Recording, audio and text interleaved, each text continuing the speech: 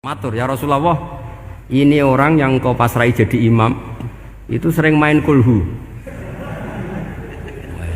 Akhirnya Nabi memanggil, ya Fulan, kenapa kamu suka baca kulhu? Li'annaha sifatur rahman, karena dalam surat kulhu itu semuanya menerangkan sifatnya Allah Ta'ala. Maka saya suka itu. Nabi saat itu juga dapat wahyu, ya Muhammad, kasih tahu orang itu, inni uhibbu, saya suka dia karena dia suka kulhu. Wah, itu aja hafalkan itu. Jadi itu riwayat yang lebih menggembirakan itu. Jadi tidak usah tabarak, cukup apa?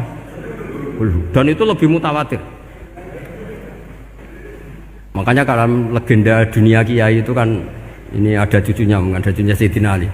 Itu siapa yang bisa khatam Quran sekian menit, yang menang Sayyidina Ali ya, karena baca kulhu sampai 3 kali, yang dianggap takdilul Quran, sudah sama dengan baca Quran. Jadi ini ijazah terakhir, ini jadi porsinya tambah turun. Saya itu suka, saya itu punya banyak penggemar lah di Jogja, di Jakarta. Memang agama ini harus mudah. Saya itu kalau baca kulhu itu sampai nangis. Nangis saya bukan karena faham atau haru, itu enggak. Sebaik itu Allah, masa gara-gara hafal kulhu, main kulhu dicintainya? Ya karena memang Allah itu benar-benar zat yang baik. Makanya saya punya teman itu kurang ajarnya, masya Allah. Kalau tes ditanya rukun Islam berapa, nawakidul wudhu berapa, muftitatus sholat berapa, semuanya dijawab la ilaha illallah. Terakhir ditulis kafir Pak, sama anak nyalano iki. Nyalano la ilaha illallah kafir apa enggak? Gurunya bingung kan akhir. Di ek iku la ilaha illallah kok di ek. Akhirnya bocah diceluk, "Cung masa tempiye? Mun sampean wani ngeek Pak, kafir Pak." Akhirnya sugahno ribet-ribet. Pertanyaan apa tuh? Ma mubtilatus sholat la ilaha illallah. Nah gitu wudu ya. Tapi jangan tiru loh. Lah gurune apa ngeek kawani kafir. Siapa yang berani ngeek la ilaha illallah? Ya ana meneh sing mboweli. Angin belinge disurati wong tuane. Kalau nu mondok sarang era kuno, dadi ijek lugu wong. Surati wong tuane, kowe gak susah, wong tuamu disurati. Tenang ya Gus, bapakku buta huruf. Jadi wis disurati, gak ngefek wong bapaknya buta huruf. Nah, di Islam, saya ulang lagi, di Islam, dengan tanda kutip kesalahan-kesalahan kecil gini, ku zaman Nabi, sahabatnya Nabi, iku kabeh iku dadi berkah. Makanya nggak ada ilmu sebarokah kayak zaman Nabi. Wong goblok wae dadi berkah. Sampai Nabi ngendikan aksaru ahlil jannah al-bulu, akeh-akeh penduduk swarga iku wong goblok. Mergo wong goblok iku piye? Apa dimangkeli iku ya gaweane pangeran. Nabi itu pernah disomasi wong goblok. Itu ya piye? Nabi kan cerita kiamat tuh gini. Yang kemarin nggak jadi itu. Kiamat di Indonesia kan berapa kali ya? 999 terus 2000 berapa? 12 terus Jumat apa kan sering mau ada kiamat itu. Saya sering ditanya tamu, Gus, ngenteni kiamat teng putih. Entah ini ngene barang aku aneh-aneh. Ngkarwan layak alamuha illahu bokas-bakas. Nak misalnya tenan piye Gus? Ya tenan sing enek kowe se, anak aku gak.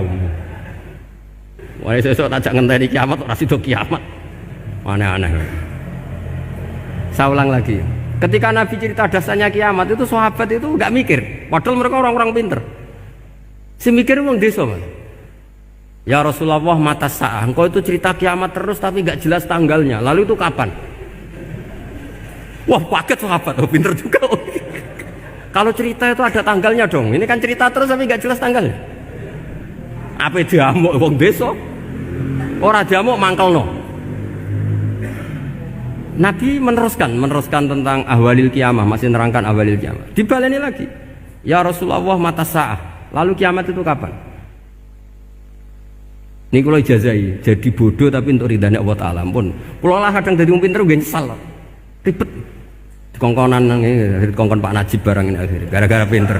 Padahal kok ya wong bodoh lah mlebu swarga, ribet kan? Direwangi dadi wong alim, sebelum kok wong bodohne ya melok mlebu swarga. Wong gelombang kedua itu pengumumannya siapa pencinta Nabi, pencinta wong alim masuk swarga. Yang pertama seleksinya agak ketat, yang kedua itu ya Muhibbin mun cukup mun. Jadi sebenarnya swarga ya ketemu wong ra jelas-jelas nih. Wah repot ya.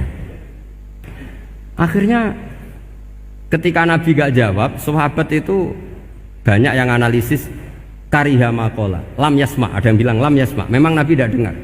Ada yang analisis sami'a wa kariha maqala, sebenarnya Nabi itu dengar tapi gak suka karena pas khutbah diket, disumasi, diinterupsi. Karena diulang-ulang lagi akhirnya akhirnya Arabi tadi mengulang-ulang lagi, akhirnya Nabi jawab. Karena Nabi itu orang yang sangat pintar, jawabnya ma'atatalaha, kamu kok berani tanya kiamat kapan, persiapan kamu apa? Fawawahi ma'atatulaha kabira sholatin wala siyamin wala kada wa kada walakin uhibbuka, ya menang ya pede. Apa Nabi tanya persiapan saya? Oh kalau sholat saya biasa kok bangga, wes wong desa biasa kok. Fawawahi ma'atatulaha kabira sholatin, saya sholatnya biasa, puasa biasa, maksudnya wajib-wajib tok lah, ndak aneh-aneh. Tapi walakin uhibbuka, tapi saya ini mencintai engkau. Apa jawabannya Nabi? Almar'u ma'aman ahabba, dan itu melegenda seluruh dunia, baru kayak Bedui. Jadi semua orang yang hafal hadis almar'u ma'aman ahabba atau anta ma'aman ahabta, itu barokatu hadal Badui, karena berkahnya orang Bedui. Dan hadis itu mutawatir karena dikatakan Nabi ketika khutbah, orangnya banyak yang hadir banyak. Barokahnya orang Bedui, gak disopan santun. Mukjizatnya Nabi seringnya gara-gara orang Bedui. Nabi khutbah, wis khutbah cerita akhirat, cerita kebaikan. Ya Rasulullah, kok khutbah mohon bakas akhirat kebaikan. Sekarang itu tidak ada hujan, halakatil amwal. Sekarang harta hilang semua. Hewan-hewan sudah mau mati semua karena apa? Kekeringan. Mohon jenengan rasa bakas niku, pun jaluk udan mawon. Nabi langsung Allahumma wah langsung udan tuwres. Nak jari ulama lah, Nabi berodok gelos putih udan seminggu nganti akhirnya sapi ini gak mati krono kehausan tapi kelentir. Parani lah Nabi, ini ora ngerasa salah paren. Ya Rasulullah, wong kula njuk donga udan ben ra mati, saiki mati tenggelam. Mun lereni santai weh. Dan saya minta doa hujan supaya hewan-hewan itu bisa minum dan seger. Dan ini malah dok kelentir. Akhirnya Nabi itu nuruti meneh. Allahumma hawalena wala alina Allahumma alal akam wa dzirab terus. Di wong desa. Betapa barokahnya wong desa iki orang tahu. Betapa Rasulullah itu sekali ngendikan alam itu harus tunduk. Jadi min mu'jizati Rasulullah sallallahu alaihi wasallam itu sekali ngendikan alam itu harus ngikuti. Jadi Nabi misalnya ngendikan hujan, itu panitia hujan, malaikat hujan harus nuruti. Nabi ngendikan berhenti juga harus berhenti.